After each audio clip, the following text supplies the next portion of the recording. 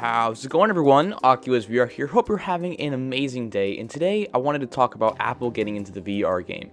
But before we get into it, if you like what you see, be sure to hit that subscribe button to help support the channel. It would mean so much to me. Alright, let's get right into it.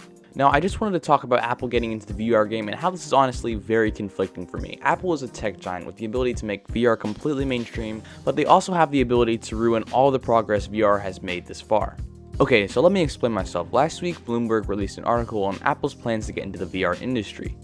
Let's read through all the highlights and then unpack them. The article begins with this. Apple Incorporated's first crack at a VR headset is designed to be a pricey, niche precursor to a more ambiguous augmented reality product that will take longer to develop, according to the people with knowledge of the matter. So this headset does not seem to be Apple's main focus, and is pretty much just a test for their AR project.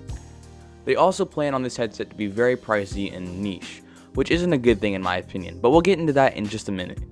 Bloomberg also states this about the headset. As a mostly virtual reality device, it'll display an all-encompassing 3D digital environment for gaming, watching videos, and communicating. AR functionality, the ability to overlay images and information over a view of the real world, will be more limited. Apple has actually planned to launch this product as soon as 2022, going up against Facebook Incorporated's Oculus, Sony Corporation's PlayStation VR, and the headset from HTC Corporations. Okay, so this headset will pretty much be a basic VR headset that is trying to go up against the big VR giants like Oculus and PlayStation, and it could launch as early as 2022, which is actually pretty insane. But in my opinion, that feels like too close of a release date, even though it's still very up in the air.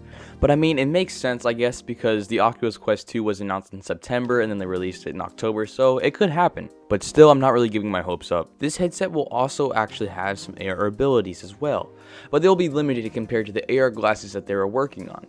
I don't know what they mean by this. Is it going to be like the Guardian system, or is it going to be like actual AR games? We'll have to wait and see. This article also states that Apple is not planning on this being an iPhone-like phenomenon, but will just be a niche piece of tech that only a few people will be able to afford to get their hands on. This article says that Apple only plans to sell one a day per store, and there are 500 stores, so their annual sales will be around 180,000 units, which really isn't much compared to the Oculus and PlayStation. This is probably the most disappointing part of the article, but I'm sure Apple has a plan in mind. Now, this headset's code name is N301, and it will actually have a fabric exterior, which, if I'm correct, has never been done before. And I don't really know how I feel about that. I feel like it'll actually look pretty cool, but it depends on how they do it. This headset is also going to be using hand tracking, which actually as of right now has only been done by Oculus, and it'll also use keyboard abilities, which is right now has only been done by Oculus or is being done by Oculus because it hasn't released yet, but they have announced it. Now, one of the best parts of this article is the rumored specs. Now, this headset will be completely standalone and will have one of their most powerful and advanced chips ever. And the display of this headset will be completely unmatched compared to the other headsets as of now. This is honestly pretty great to hear because Apple might make standalone VR just as powerful as PC VR, and maybe in a decade or two, or maybe in a few years, standalone will be the new normal.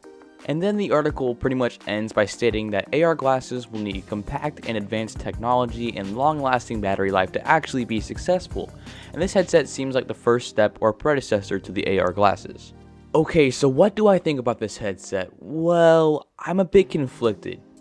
I would love for VR to be completely mainstream, and Apple is definitely the company to be able to do that, because they made touchscreen mobile smartphones the standard, and more people now than ever have a smartphone. But Apple might actually end up ruining VR's steady growth over the last few years. Think about it, if this headset bombs or is bad, then most people who are not very familiar with VR are going to think that VR is just an expensive gimmick, which really isn't what we need as of right now. But if they pull this off, it'll be huge, and I know it will.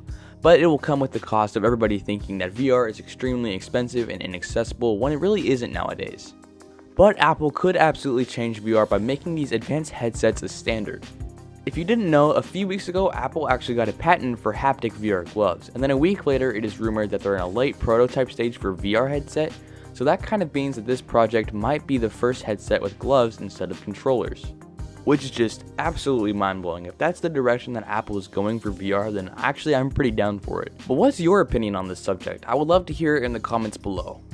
I just wanted to make this really quick video to share my opinion with you guys, and be able to share all the news and information on this huge upcoming headset, since I don't really see too many people talking about it.